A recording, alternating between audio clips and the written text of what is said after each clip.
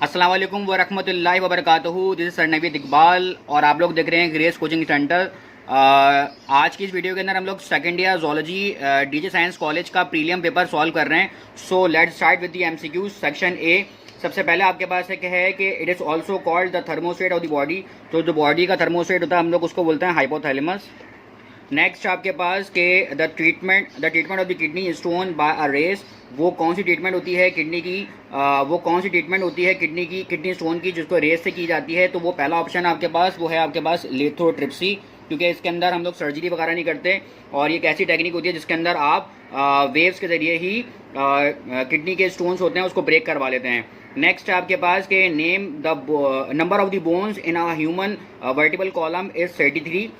Number of the bones जो होते हैं ह्यूमन वर्टिबल कॉलम के अंदर वो कितने 33 होते हैं, but after the fusion of a certain bones the number decreases to. तो कितने नंबर डिक्रीज हो चुके होते हैं, तो वो 26 हो चुके होते हैं। ठीक है, फिर है आपके पास के द टू ज्वाइनिंग बोन। अच्छा, two joining bone are held in place by strong. अच्छा देखो भाई, बहुत आसान सा है। टू ज्वाइनिंग बोन लिखी हुई है, तो टू ज्वाइनिंग बोन को हम लोग क्या बोलते हैं? तो जाहिर सी बात है, दो हड्डियां आपस में मिल रही हैं तो वो क्या कहलाएंगे? जॉइंट कहलाएंगे ना। आगे आपके पास के when muscles working in a pair. अगर मसल्स जो है वो वर्किंग करते हैं पेयर के अंदर, लेकिन अगेंस्ट के फॉर्म के अंदर, अगेंस्ट है, जब अगेंस्ट होते हैं उसको हम लोग बोलते हैं एंटागोनिस्टिक मसल्स। एक दूसरे के क्या है? ये एंटागोनिस्टिक है, अपोजिट है। नेक्स्ट है कि the tissues damage is detected by these receptor. इनमें से कौन सा है रिसेप्टर जो कि टिश्यूज डैमेज को डिटेक्ट करेगा? तो फोटो का मतलब लाइट होती है। पेन रिसेप्टर जाहिर सी बात है, कॉमन सी बात है, वो ही डिटेक्ट करेगा। थर्मो जाहिर सी बात है हीट को करेगा, और केमिको मतलब केमिकल को करेगा। ठीक है ना, आपके बॉडी हाथ के ऊपर कोई केमिकल वगैरह लगा हुआ है तो पेन रिसेप्टर्स कॉमन सी बात है कि वो डिटेक्ट करेगा आपके पेन वगैरह डैमेज वगैरह को। नेक्स्ट है कि levodopa is the most effective drugs for this disease. तो लीवोडोपा जो है वो इनमें से कौन सी डिजीज के लिए दिया जाता है? तो लीवोडोपा आपको पता है, लीवोडोपा किसके लिए दिया जाता है? डोपामीन की प्रोडक्शन के लिए दिया जाता है, और वो पार्किंसन डिजीज के अंदर दिया जाता है। ठीक है ना, आपको पता है ना कि ये पार्किंसन डिजीज के अंदर दिया जाता है। बाकी अगर आप लोग देखेंगे तो होता दरअसल क्या है कि जो अल्जाइमर है या एपिलेप्सी है या एडिसन डिजीज है, वो सब जो हैं वो अलग हैं। एपिलेप्सी के अंदर क्या होता है कि सीजर्स वगैरह पड़ते हैं, ठीक है ना, और फिट्स वगैरह पड़ते हैं, ठीक है ना। तो इसी तरीके से आपके पास जो एडिसन डिजीज होती है वो एक एड्रिनल ग्लैंड की इनसफिशेंसी होती है, और जब एड्रिनल ग्लैंड अपना प्रॉपर काम नहीं कर रहा होता तो हमारे पास ऑटोइम्यून डिसऑर्डर जो है वो जनरेट वगैरह होना शुरू हो जाते हैं। ठीक है ना। और क्या नाम है, ये अल्जाइमर डिजीज़ के अंदर क्या हो रहा होता है कि अल्जाइमर डिजीज़ एक ब्रेन डिसऑर्डर होता है जिसके अंदर क्या होता है कि जो पार्किंसन होता है वो आपके पास क्या होता है कि एक ब्रेन डिसऑर्डर होता है, उसके अंदर आप डिफ्रेंशिएट नहीं कर आप डिफ़िकल्टी होती है आपको बहुत ज़्यादा बॉडी के जो है बैलेंसिंग वगैरह की और कोऑर्डिनेशन वगैरह की। तो जबकि अगर हम अल्जाइमर की बात करते हैं तो अल्जाइमर के अंदर क्या हो रहा था कि मेमोरी, ये एक डिमेंशिया की एक प्रॉब्लम है, और उसके अंदर क्या होता है मेमोरी वगैरह बहुत ज़्यादा लॉस हो रही होती है। ठीक है ना, एज, ये सारे एज के हैं। एज जब आप इंसान की किसी की एज हो जाती है तो अल्जाइमर डिजीज़ वगैरह हो जाती है। ठीक है ना, तो क्योंकि वो टाइम वगैरह को और प्लेस वगैरह को रिकग्नाइज नहीं कर पाता। तो लीवोडोपा जो होता है जो कि डोपामीन की प्रोडक्शन होती है, वो उसके लिए न्यूरोट्रांसमीटर डोपामीन जो है वो क्या करता है बॉडी के बैलेंस को प्रॉपर रखता है। ठीक है ना, तो बॉडी के बैलेंस को प्रॉपर रखने के लिए क्या दिया जाता है? लीवोडोपा की ड्रग्स दी जाती है। नेक्स्ट आपके पास के both adrenal cortex and gonads कहाँ सिक्रीट होते हैं? वो आपके पास एंड्रोजन से सिक्रीट होते हैं। ठीक है ना, वो एंड्रोजन से वहाँ से निकलते हैं। और फिर नेक्स्ट आपके पास के नॉइज़ जो है वो कितने डीबी के बाद जो है वो आपको लगता है कि भाई वो नॉइज़ बन गई है? उससे पहले जो है वो आप म्यूजिकल साउंड होता है या आपकी जो कान होते हैं वो उसको सुन लेते हैं, तो वो 80 डीबी के बाद आपको वो जो साउंड होता है वो आपको नॉइस लगता है। कोई सा भी साउंड अगर होता है वो आपको नॉइस लगना शुरू होता है। डिफिशियंसी होती है विटामिन ए की जो डिफिशियंसी होती है उसको हम लोग क्या बोलते हैं? नाइट ब्लाइंडनेस बोलते हैं। ठीक है ना, विटामिन ए की डिफिशियंसी को हम लोग नाइट ब्लाइंडनेस बोलते हैं। नाइट ब्लाइंडनेस के अंदर क्या होता है कि रात में आपको दिखता नहीं है। अच्छा, जबकि बेरी जो होती है, बेरी क्या होती है? बेरी दरअसल जो है वो एक थाइमिन, जो आपके पास विटामिन होता है थाइमिन, उसकी डिफिशियंसी होती है, और उसके अंदर क्या होता है थाइमिन की डिफिशियंसी होती है, और वो उसको हम लोग क्या बोलते हैं, कॉमनली क्या कहते हैं, B1 बोलते हैं। मतलब कि विटामिन B1 की डिफिशियंसी कैसे बेरी बेरी हो जाती है। और बेरी बेरी मैंने आपको बताया कि थायमीन की डिफिशियंसी होती है ना, ठीक है ना। Vitamin B1 is also called thiamine. और थायमीन क्या होता है भाई, थायमीन बहुत ज़्यादा ज़रूरी होता है, क्योंकि वैन योर बॉडी, आपकी बॉडी को ना थायमीन की नीड इस तरह से होती है कि आप जब भी कुछ खाते हैं ना, तो उसकी ब्रेक डाउन करने के लिए थायमीन की जो है वो रिक्वायरमेंट होती है। आपको थायमीन लाजमी ज़रूरत होती है जब आप खाते हैं कुछ भी, ठीक है ना। और जब आप कुछ खाते हैं और थायमीन जो होता है वो उसको ब्रेक डाउन कर देता है, डाइजेस्ट वगैरह करवा लेता है, और आपका जो मेटाबॉलिज्म होता है ना वो गोइंग रहता है, बिल्कुल ठीक रहता है। फिर इसके साथ साथ अगर हम लोग बात करते हैं स्कर्वी की, तो स्कर्वी जो होती है वो विटामिन सी की डिफिशियंसी से होती है, ठीक है ना। और विटामिन सी की जब डिफिशियंसी होती है तो ब्लीडिंग ऑफ द गम्स वगैरह होने शुरू रहते हैं, आपके मसूड़ों से खून आना शुरू होता है। बहुत कॉमन होता है, हर बच्चे को, बड़े लोगों, सबको जो ना ये विटामिन सी की डिफिशियंसी रहती है। और स्किन जो है वो डैमेज होना शुरू रहती है। जबकि रैकेट्स अगर बात करेंगे तो हड्डियाँ कमजोर हो जाती हैं, और ये विटामिन डी की डिफिशियंसी होती है। मैंने चारों बता दिया आपको, जरूरी नहीं है सिर्फ आपने एक ही तरह का पढ़ना, आपने और भी तो पढ़ना है ना। तो नाइट ब्लाइंडनेस जो है विटामिन ए की डिफिशियंसी होती है, आपको डिम लाइट के अंदर या अंधेरे के अंदर नहीं दिखता। रैकेट्स के अंदर क्या होता है कि विटामिन डी की डिफिशियंसी होती है। बेरी बेरी जो है मैं आपको बता चुका हूँ, B1 vitamin B1 is also called thiamine की डिफिशियंसी होती है। थायमीन एक एसेंशियल कंटेंट होता है जो कि ब्रेक डाउन करवाता है फूड वगैरह को, ताकि आपका मेटाबॉलिज्म ऑन गोइंग रहे, बिल्कुल ठीक रहे। जबकि स्कर्वी की बात करेंगे तो स्कर्वी जो है विटामिन सी की डिफिशियंसी है, ब्लीडिंग ऑफ द गम्स वगैरह हो जाते हैं उसके अंदर, ठीक है ना। फिर नेक्स्ट आपके पास के mutation theory was propose by, mutation theory किसने दी थी, तो भाई डार्विन ने तो नहीं दी थी, लेमार्क ने भी दी थी, विस्मैन ने भी दी थी। और लास्ट आपके पास है ये फादर हैं डी वेरिस। डी वेरिस जो हैं वो म्यूटेशन थ्योरी के फादर हैं, the father of mutation mutation theory is called de Vries. अच्छा, फिर आपके पास है कि in man vermiform appendix and coccyx are the example. और तो वो किसकी एग्जाम्पल है, वो है आपके पास वेस्टिजियल ऑर्गन के। वेस्टिजियल ऑर्गन कौन से ऑर्गन होते हैं, वेस्टिजियल ऑर्गन वो ऑर्गन होते हैं जो कि नॉन फंक्शनल होते हैं और कोई काम के नहीं होते। अच्छा, फिर नेक्स्ट आपके पास if the series of the nucleotide on mRNA is AUAGUC then DNA strand would be. तो DNA का स्ट्रैंड क्या होगा, तो भाई बड़ा आसान सा है, इसको मैं आपको समझा देता हूँ ऐसे करके, ठीक है ना। मैं आपको समझा देता हूँ, ये देखें ज़रा। इसका ऑप्शन जो है ना वो आपके पास सी करेक्ट है। और वो कैसे करेक्ट है, ए एडिनिन जो है ना, एडिनिन जो है वो थायमीन के अंदर कन्वर्ट हो जाएगा, ठीक है ना। यूरेसिल जो है वो एडिनिन के अंदर कन्वर्ट हो जाएगा। अगेन दोबारा एडिनिन जो है वो थायमीन के अंदर कन्वर्ट हो जाएगा। ग्वाइनिन जो है वो कन्वर्ट हो जाएगा साइटोसिन के अंदर, ठीक है ना। और फिर अगेन यूरेसिल जो है वो कन्वर्ट हो जाएगा एडिनिन के अंदर। और आखिर में क्या आ रहा है आपके पास, सी। और सी जो है हम लोग कन्वर्ट करवा वो तो भाई आया नहीं। साइटोसिन जो है वो कन्वर्ट हो जाएगा किसके अंदर, ग्वाइनिन के अंदर। तो आपके पास कौन सा ऑप्शन सही हो गया, आपके पास ऑप्शन सही हो गया। ये आप लोग लिख भी लिएगा एक जगह पे कि कैसे मैंने यहाँ पे कन्वर्ट करवाया है, कैसे कैसे सब कुछ। तो ये हो गया आपके पास ऑप्शन सी इज करेक्ट। आगे आपके पास के milk production in cow can be enhance 25% if this hormone is injected. तो जो फार्मर्स होते हैं ना वो BGH का हार्मोन जो है वो इंजेक्ट करवाते हैं। BGH बोविन ग्रोथ हार्मोन का इंजेक्शन जो है वो इंजेक्ट करवाते हैं ताकि ज़्यादा क्वांटिटी के अंदर उनको मिल्क जो है वो मिल सके, ठीक है ना। दरअसल जो BGH होता है ना वो रेगुलेट करवाता है मिल्क की प्रोडक्शन को काऊ वगैरह के अंदर। तो जो BGH होता है, बोविन ग्रोथ हार्मोन होता है, उसको हम लोग बोविन सोमेटोट्रोपिन भी बोलते हैं, BST भी कहते हैं, याद रखिएगा ये इसको BST भी कहते हैं, BST, ठीक है ना। BST stand for बोविन somatotropin hormone भी कहते हैं। ये सिंथेटिक हार्मोन होता है, मतलब कि इंसानों ने बनाया है ये डेयरी फार्मर्स वगैरह इस्तेमाल करते हैं ताकि मिल्क की प्रोडक्शन ज़्यादा हो सके। फिर है आपके पास के excessive number of the fingers अगर ज़्यादा हो जाएं, किसी का अगर फिंगर 6 हैं तो उसको हम लोग क्या कहते हैं, ठीक है ना। तो उसको हम लोग क्या कहते हैं भाई, उसको हम लोग कहते हैं पॉलीडेक्टाइल, ठीक है। बाकी जो है वो आपके पास क्या है, सबसे पहला वाला है कि डेक्स्ट्रोकार्डिया। डेक्स्ट्रोकार्डिया के अंदर क्या होता है, दिल जो होता है वो आपके राइट साइड पर हो जाता है। माइक्रोसेफेली के अंदर क्या होता है, माइक्रोसेफेली एक ऐसी कंडीशन होती है इसके अंदर क्या होता है, बॉडी का जो हेड होता है, जो हेड होता है ना बेबी का, वो स्मॉलर साइज का होता है एज एक्सपेक्टेड साइज से। मतलब एक एक्सपेक्टेड साइज होता है ना कि भाई इतना साइज का होना चाहिए, उस एक्सपेक्टेड साइज से वो जो हेड होता है ना वो छोटा हो जाता है। जब छोटा आता है मतलब कि ये डिसऑर्डर है, तो फिर क्या होगा कि हम लोग उसको कहते हैं कि भाई ये माइक्रोसेफेली हुई है इसको।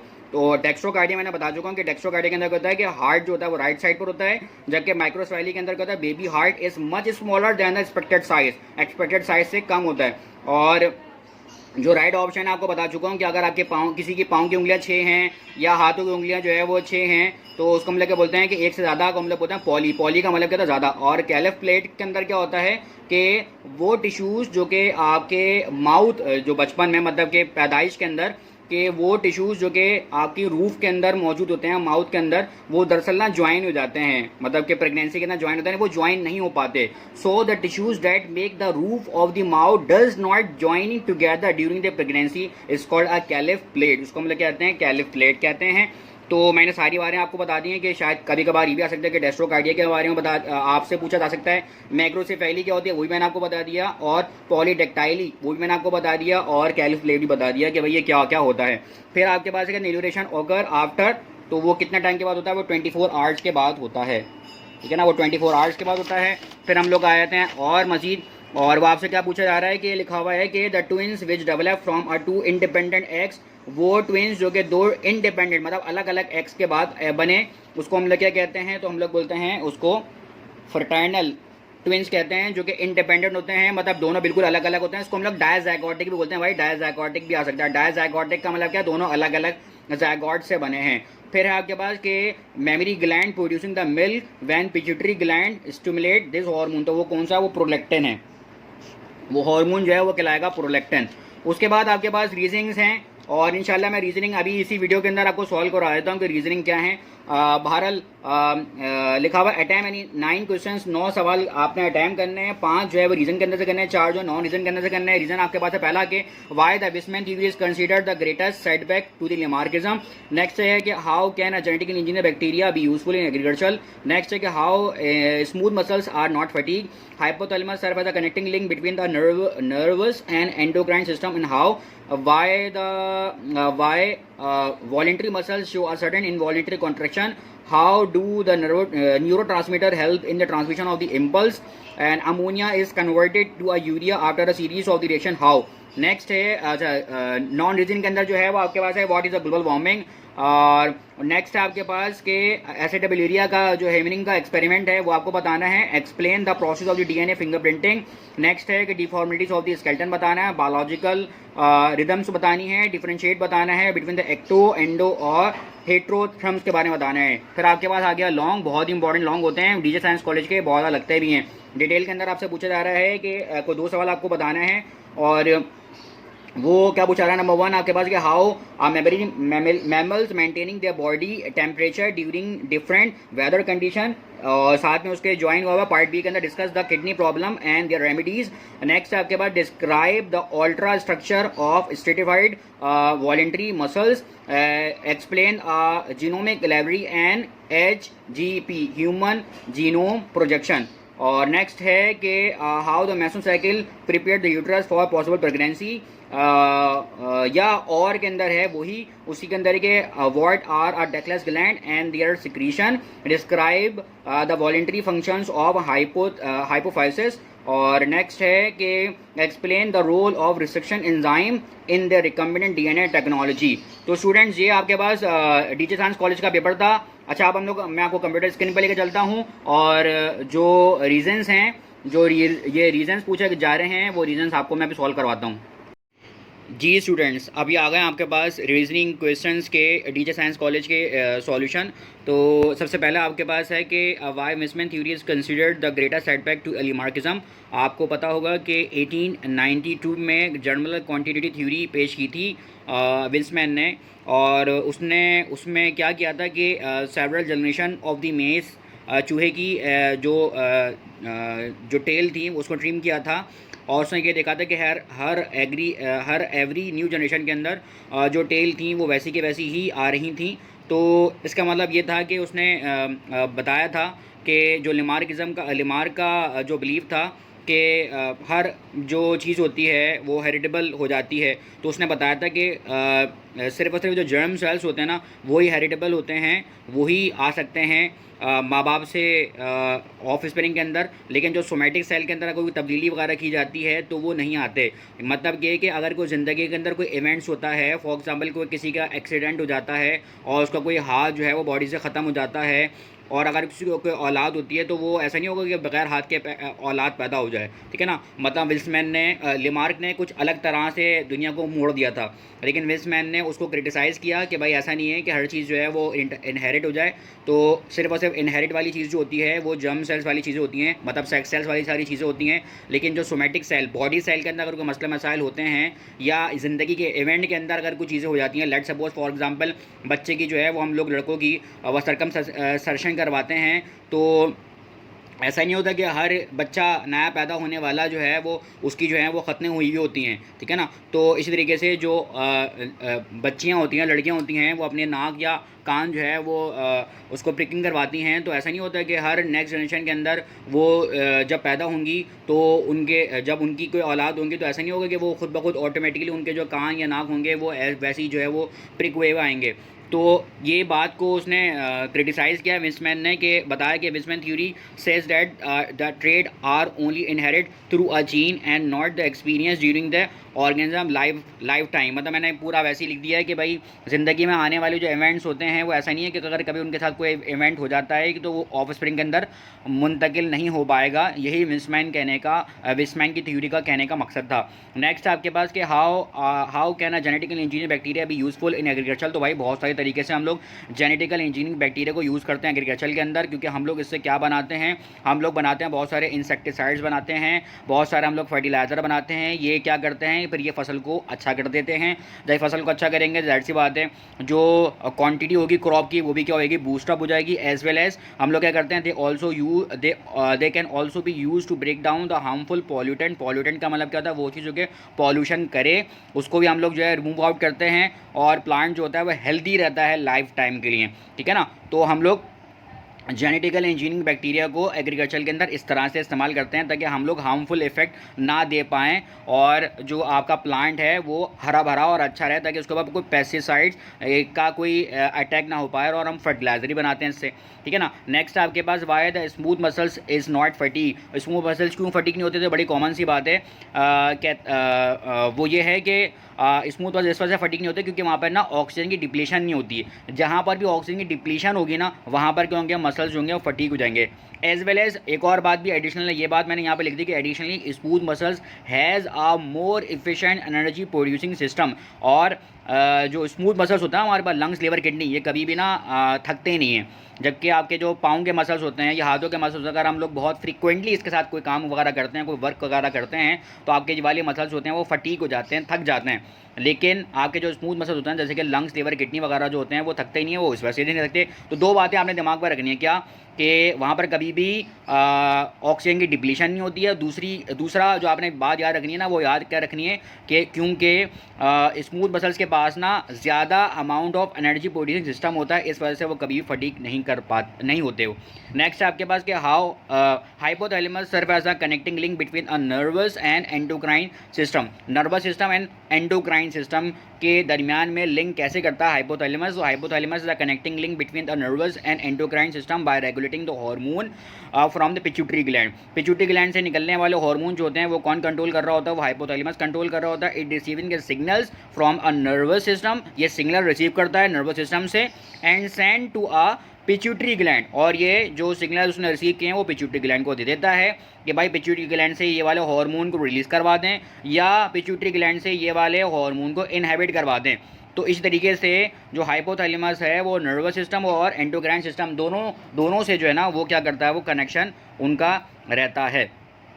फिर आपके पास क्या, why voluntary muscle show a sudden involuntary contraction. किस तरह से जो वॉलेंट्री मसल्स होते हैं वो इनवॉलेंट्री कॉन्ट्रैक्शन कैसे करना शुरू कर देते हैं।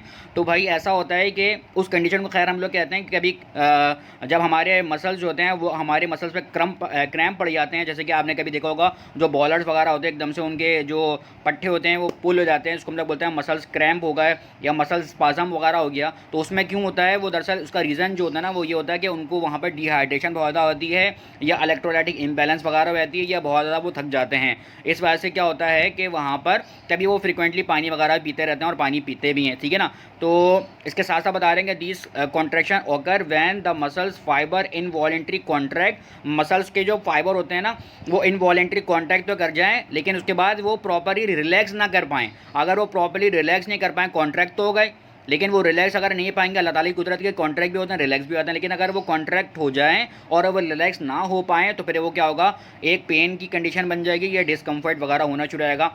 तो ये आपके पास क्या कहलाएगा, वो इनवॉलेंट्री कॉन्ट्रैक्शन कहलाएगी। नेक्स्ट आपके पास how do the neurotransmitter help in the transmission of the impulse. कैसे न्यूरोट्रांसमीटर जो है वो हेल्प करते हैं ट्रांसमिशन ऑफ द इम्पल्स के अंदर। तो neurotransmitter help in transmit the impulse by transmitting the signals across the synapse. Synapse का मतलब क्या होता है, वो जंक्शन होता है दो न्यूरॉन के दरमियान का, दो न्यूरॉन के दरमियान का जो जंक्शन होता है उसको हम लोग बोलते हैं साइनेप्स। मतलब एक न्यूरॉन दूसरे न्यूरॉन से कैसे कनेक्शन करेगा, वो साइनेप्स के जरिए करेगा, क्या ना। जैसे एक तार आ रहा होता है, अब वो एक तार बहुत दूर से दूर तक तो नहीं आता ना, वो एक पोल से दूसरे पोल, दूसरे पोल से तीसरे पोल तक जा रहा होता है ना, तो जो पोल है ना वो दरअसल साइनेप्स होता है। अब क्या होता है कि when the impulse reached at the nerve and, जैसी ही जो इम्पल्स होती है वो न्यूरॉन के एंड तक के पहुंचती है तो वहाँ पर क्या होता है, रिलीज होता है न्यूरोट्रांसमीटर।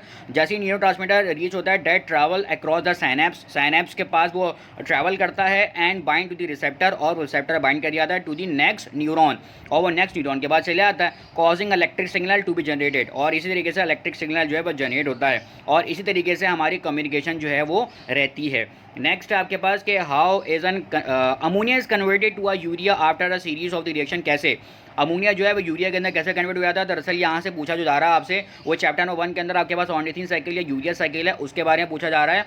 वो कह रहे हैं कि कैसे यूरिया अमोनिया जो है वो यूरिया के अंदर कन्वर्ट हो जाता है। तो ऐसे होता है स्टूडेंट्स कि this cycle take place in mitochondria and cytoplasm of the liver cell. Cytoplasm और लीवर सेल के साइटोप्लाज्म और माइटोकॉन्ड्रिया जो होता है लीवर सेल के, उसके अंदर ये ऑर्निथिन साइकिल या यूरिया साइकिल हो रही होती है और उसके अंदर क्या होता है, बहुत सारे एंजाइमेटिक रिएक्शन भी हो रहे होते हैं और अमोनिया, कार्बन डाइऑक्साइड गैस और दूसरे मॉलिक्यूल जो है वो यूरिया के अंदर कन्वर्ट हो जाते हैं। Urea is then transported to the kidney, फिर यूरिया जो है वो किडनी तक के पहुंच जाता है और वहाँ से वह एक्सक्रीट आउट हो जाता है यूरिन के अंदर, helping to removing the toxic ammonia from the body, ताकि ये जो टॉक्सिक अमोनिया है वो बॉडी से रिमूव आउट हो जाए। आई होप सो आपको मेरी वीडियो पसंद आएगी। अगर आपको चैनल पे न्यू हैं तो सब्सक्राइब कर दें, दोस्तों के साथ शेयर करें। मिलते हैं कि दूसरी वीडियो के अंदर, अपना ख्याल रखिएगा। अल्लाह हाफिज़।